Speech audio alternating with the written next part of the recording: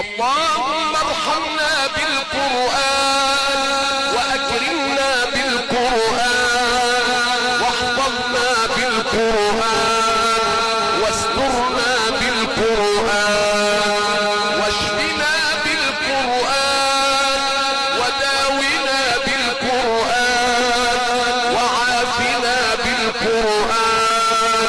وحصنا بالقرآن وشرفنا بالقرآن ونورنا بالقرآن وجملنا بالقرآن وأدبنا بالقرآن وخلقنا بالقرآن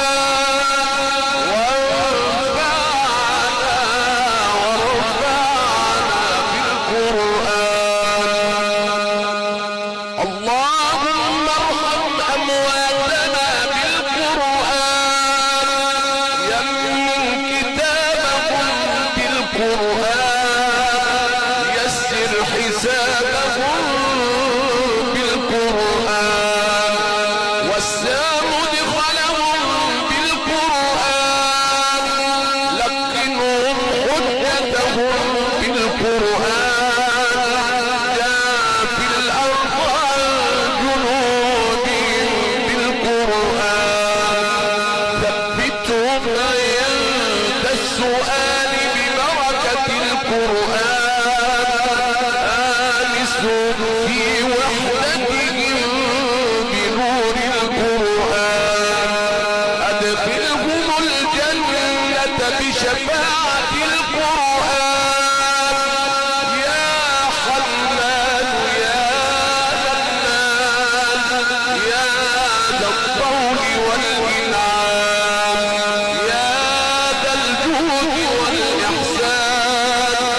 اجعل جمعنا هذا جمعا مرحوما وتفرقنا من بعده تفرقا معصوما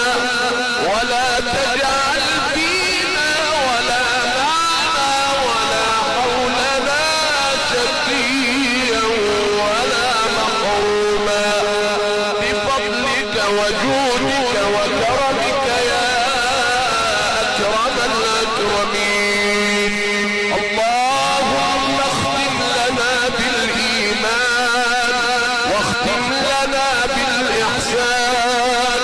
واختم لنا بالقرآن واختم لنا منك بخاتمة السعادة أجمعين. سبحان ربك رب العزة عما يصفون وسلام على المرسلين والحمد لله